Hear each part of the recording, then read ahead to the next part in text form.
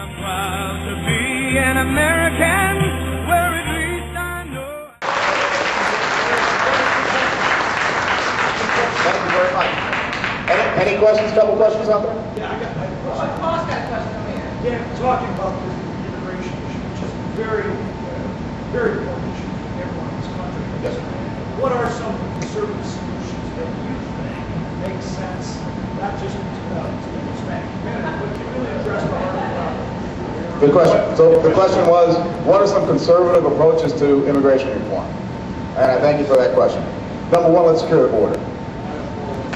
Let's do everything we gotta do. Let's do everything we have to do. Physical, technological, every kind of security measure to secure the border, the southern border, the northern border, the ports of entry. As long as they do it equal. Yeah. As long as they do it equal, Absolutely. I don't have a problem. Absolutely. Southern, northern ports of entry. Okay. West Coast, East Coast, Canadian border, all of it. We need to secure our nation. That's part of our responsibility as the federal government. The federal government has fallen down. And I would say everybody has a little bit to blame in where we are today. You know, the illegal immigrants that came in here, the employers that were hiring them, because remember, we've got two signs on the border. One says stay out, the other one says we're hiring, right? So there's a mixed message there.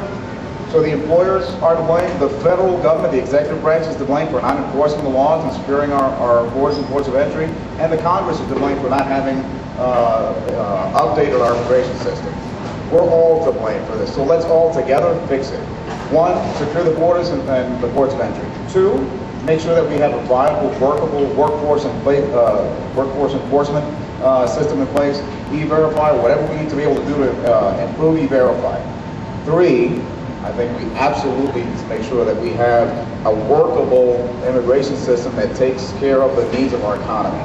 I think having 60,000 H-1B visas as our quota for a year that's taken up in 15 minutes doesn't make a whole lot of sense when we have a thriving economy. I think we need to reform that and make it an annual updated quota based on the needs of our economy.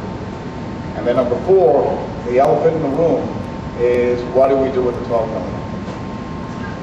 I think we need to make sure that we can sit together and come up with a plan. You know, if citizenship doesn't necessarily need to be there, then let's take it up. But we have a legal process for citizenship. People can use that process. But we do need to figure out a way to be able to take some of these folks and get them at least legalized, at least in a proper system. I think they need to go back to the back of the line. I think they need to pay fines. They need to pay back taxes. They need to pay some kind of measure so that it's not amnesty, because they need to be penalized for their acts. But then we need to take them out of the shadows and make them a productive part of our economy.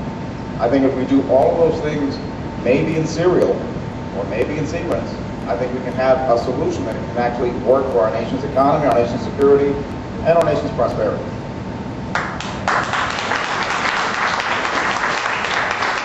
One more question. I want to keep the program going so we can have Jane. Okay, Jay Garcia. Troy? Yes, ma'am. Lives on the northern border over here. I think that one of the things that's very important to us as a community is that we do have immigration issues across the country. But is there anything that you can see in the future that would make it not so difficult for the people and expensive? Because I think that's what some of the issues that we look at is that we've helped as an agency person, we've helped people in, and then they say it's $1,000, it's $1,500, it's $2,000, it's $5,000. You know, you leave your children here for 5 years and be back. I mean, it's not consistent. So maybe if you all could have some influence and maybe the people won't drink the water in Washington, they can actually go to the immigration office and see how difficult it is for the people. So I'm just saying, as you're there, maybe that kind of stuff to break down the process would also help the issue. Yeah. So the question was about, you know, making sure that we have a more viable immigration system. And I think we need to make it fair across the board. So whether it's coming from Latin America, from Europe, or Asia, as long as it meets the needs of our economy, and as long as we have a fair and equitable process, that's not a 16-year process, as we've seen in many cases, right? I think it's, as long as we can make it manageable, as long as we make it based on the needs of America, I think we can come up with a viable solution. Thank you again, everybody. I'll be around. Thanks.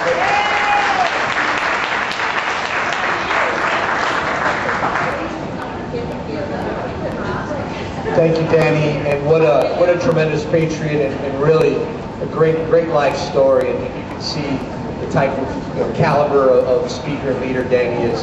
And I'm proud to be an American.